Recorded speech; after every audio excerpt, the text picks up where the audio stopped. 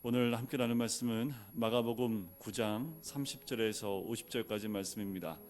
제가 말씀을 봉독해 드리겠습니다. 가정에서 예배를 드리시는 분들은 말씀을 눈을 따라서 같이 읽으시기 바랍니다. 그곳을 떠나 갈릴리 가운데로 지날새 예수께서 아무에게도 알리고자 아니하시니 이는 제자들을 가르치시며 또 인자가 사람들의 손에 넘겨져 죽임을 당하고 죽은 지 3일 만에 살아나리라는 것을 말씀하셨기 때문이더라. 그러나 제자들은 이 말씀을 깨닫지 못하고 묻기도 두려워하더라. 가버나움에 이르러 집에 계실새 제자들에게 물으시되 너희가 길에서 서로 토론한 것이 무엇이냐 하시되 그들이 잠잠하니 이는 길에서 서로 누가 크냐 하고 쟁론하였습니다.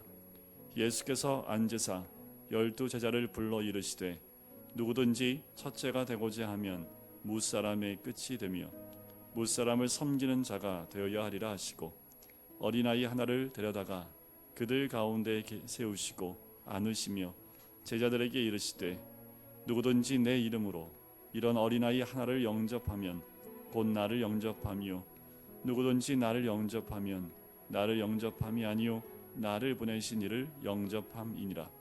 요한이 예수께 여짜오되 이 선생님, 우리를 따르지 않는 어떤 자가 주의 이름으로 귀신을 내쫓는 것을 우리가 보고 우리를 따르지 아니하므로 금하였나이다. 예수께서 이르시되 금하지 말라. 내 이름을 의탁하여 능한 일을 행하고 즉시로 나를 비방할 자가 없느니라. 우리를 반대하지 않는 자는 우리를 위하는 자니라. 누구든지 너희가 그리스도에게 속한 자라 하여 물 한 그릇이라도 주면 내가 진실로 너희에게 이르노니 그가 결코 상을 잃지 않으리라. 또 누구든지 나를 믿는 이 작은 자들 중 하나라도 실족하게 하면 차라리 연자 맷돌이 그 목에 매여 바다에 던져지는 것이 나으리라. 만일 내 손이 너를 범죄하게 하거든 찍어버리라. 장애인으로 영생에 들어가는 것이 두 손을 가지고 지옥 곧 꺼지지 않는 불에 들어가는 것보다 나으니라.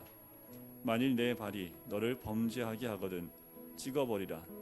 다리 저는 자로 영생에 들어가는 것이 두 발을 가지고 지옥에 던져지는 것보다 나으니라. 만일 내 눈이 너를 범죄하게 하거든 빼버리라. 한 눈으로 하나님의 나라에 들어가는 것이 두 눈을 가지고 지옥에 던져지는 것보다 나으니라. 거기에서는 구더기도 죽지 않고 불도 꺼지지 아니하느니라. 사람마다 불로써 소금 치듯함을 받으리라. 소금은 좋은 것이로되 만일 그 소금이 그 맛을 잃으면 무엇으로 이를 짜게 하리요. 너희 속에 소금을 두고 서로 화목하라 하시니라. 아멘. 오늘 함께 나누는 이 말씀은 예수님께서 베드로를 통해서 이 땅에 오신 이유를 말씀하신 이후에 그 제자들을 데리고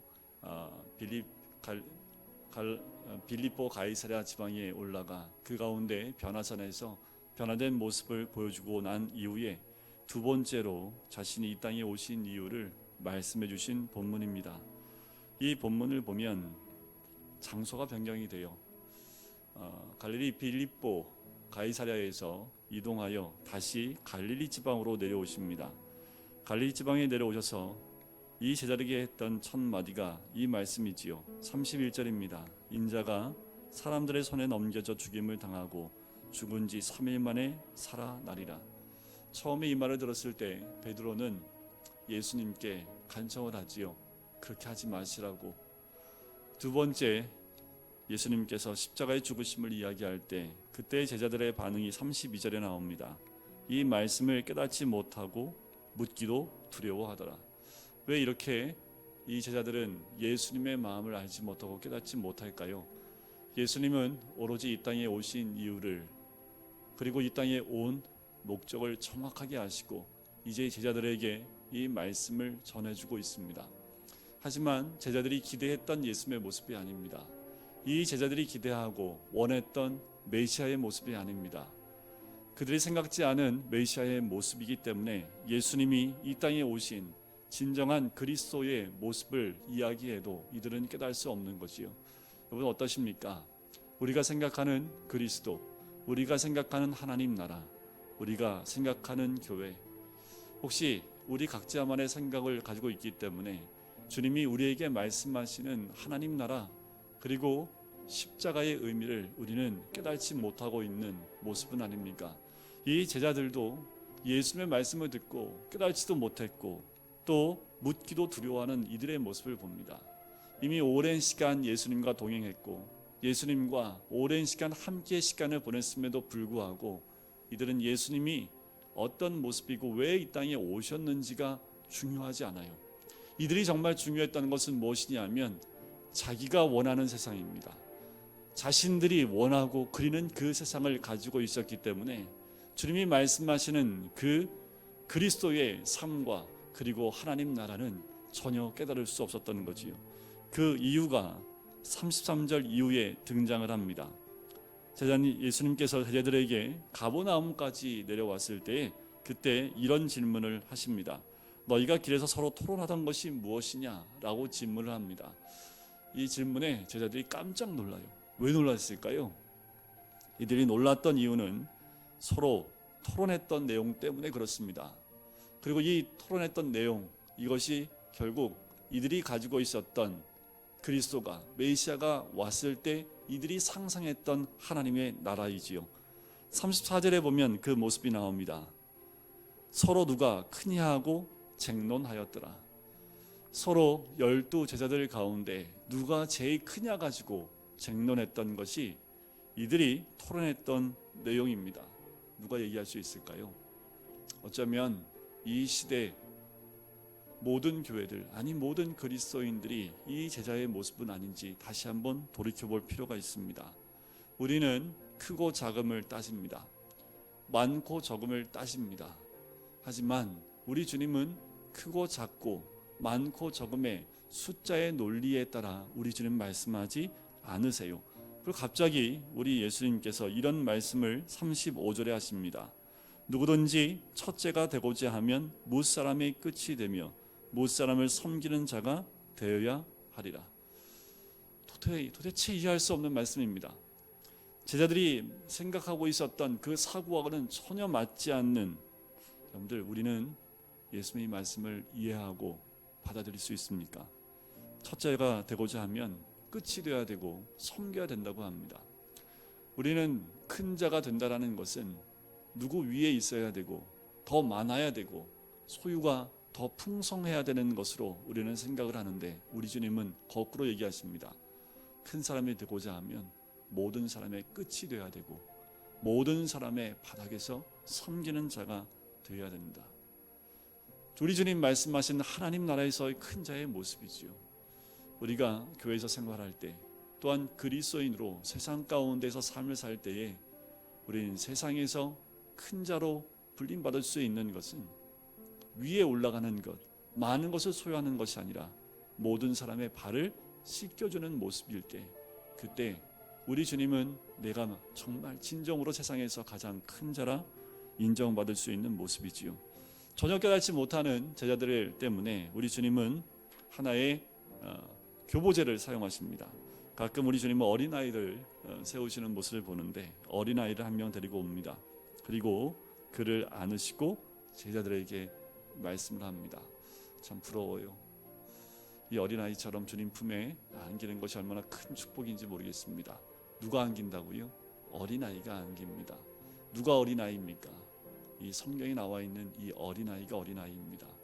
우리 주님이 끌어안으시고 모든 사람 앞에서 이야기해 줄 수 있는 그 어린아이, 이렇게 이야기하시지요. 37절에 누구든지 내 이름으로 이런 어린아이 하나를 영접하면 곧 나를 영접함이요 누구든지 나를 영접하면 나를 영접함이 아니요 나를 보내신 이를 영접함이니라.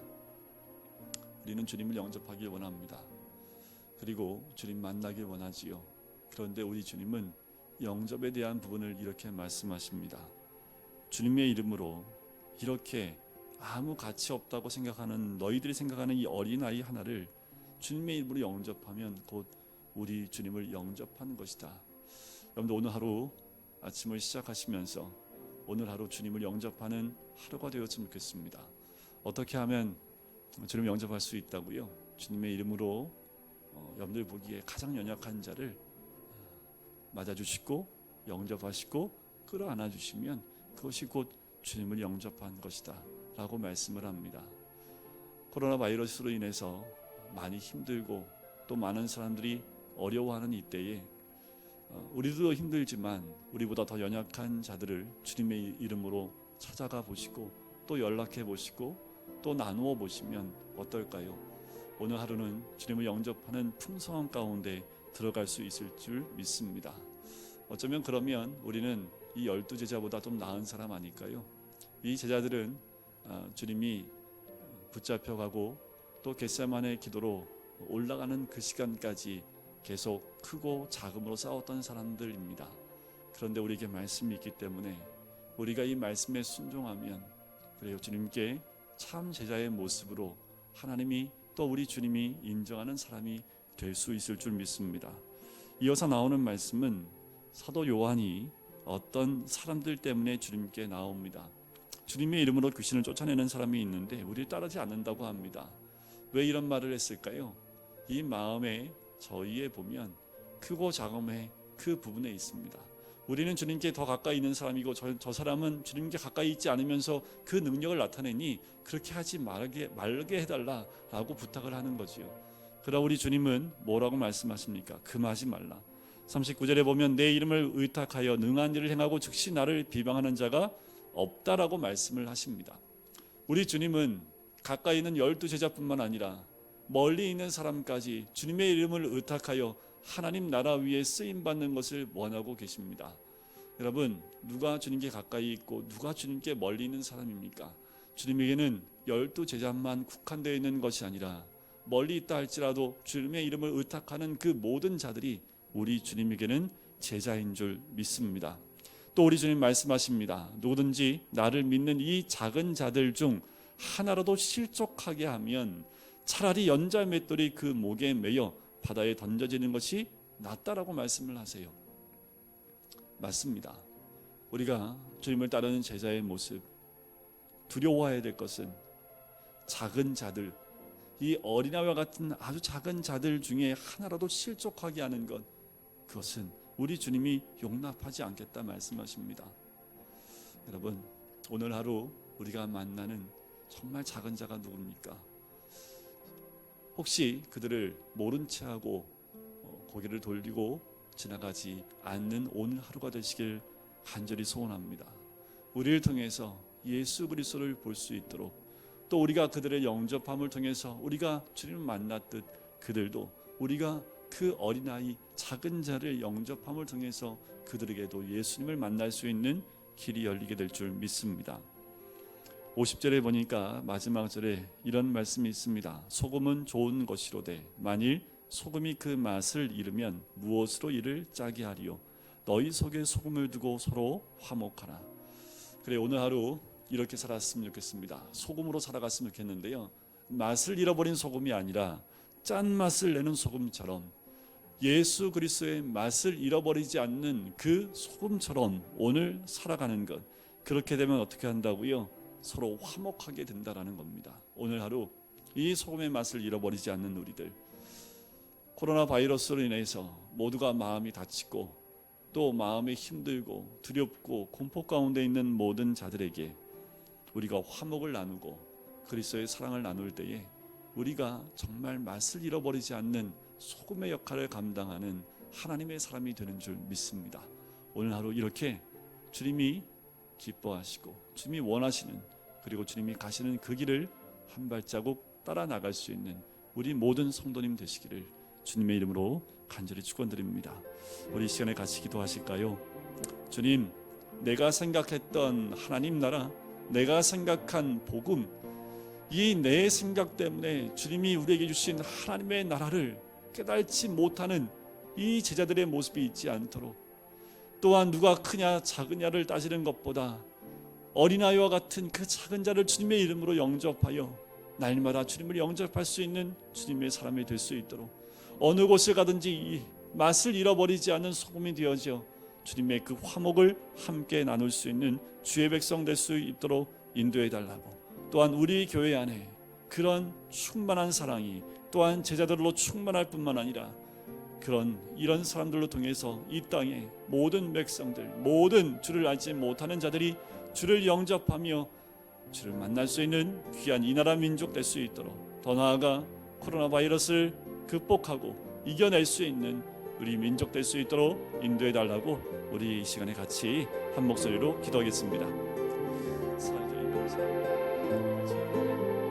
오늘의 말씀 가운데 이 말씀처럼 하나님의 귀하신 은혜와 주시고 아버지 하나님 말씀 가운데 있는 우리 모든 성도들 가운데 임하게 인도해 주시면서 바라고 원하는 것은 우리 주님 이 땅에 오신 이유를 말씀하실 때에 또한 복음에 대해서 믿음에 대해서 말씀하실 때에 깨닫지 못하여 아버지 하나님 알지 못하여 내가 원하는 또 내가 바라는 하나님 나라와 또한 비전을 그리지 않게 보여주시면서 하나님 그거자 하는 자는 어린아이 하나를 주님의 이름에 영접하는 것이다. 그리고 끝을 또한 가장 낮은 자리에서 섬기는 자가 되는 것이다 말씀하셨습니다.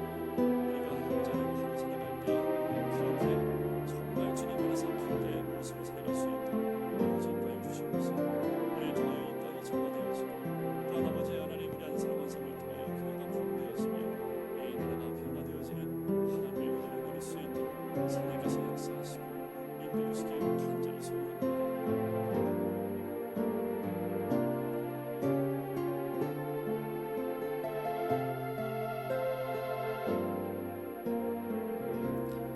사랑의 주님,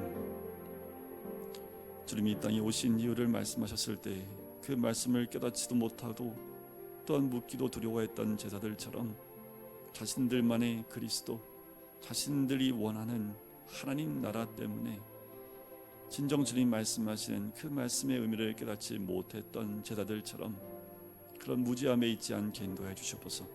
오늘도 주님 가신 길을 한 발자국 한 발자국 따라 나가며 첫째가 되고자 하는 자는 끝이 되어야 되고 섬기는 자가 되어야 된다 말씀하셨던 것처럼 우리가 주님 안에서 첫째가 되어져 세상에서는 마지막이 되어지고 섬기는 자의 모습이 될 수 있도록 오늘 하루도 어린아이와 같은 크기 작은 자를 주님의 이름으로 영접하여 오늘도 주님을 영접하는 삶을 사는 우리가 될 수 있도록 아버지 인도하여 주시옵소서. 맛을 잃어버린 소금은 쓸데없어 밖에 버려질 뿐입니다. 그리스도인이 그리스도의 맛을 잃으면 이 땅 가운데 살아갈 수 없는 죄인들일 수밖에 없습니다. 주님, 우리 모두가 소금이 맛을 내는 것처럼 그리스도의 맛을 내는 그리스도인이 되어지어 화목을 누릴 수 있는 우리 모든 성도님 될 수 있도록 축복하여 주시옵소서. 더하여 이 나라 민족에 있는 이 어려움을 극복하고 바이러스를 이겨낼 수 있는 힘을 더해 주시고 속히 이 땅 가운데서 바이러스가 박멸될 수 있도록 축복하시고 인도하여 주시옵소서. 감사드리며 예수 그리스도의 이름으로 기도드립니다. 아멘.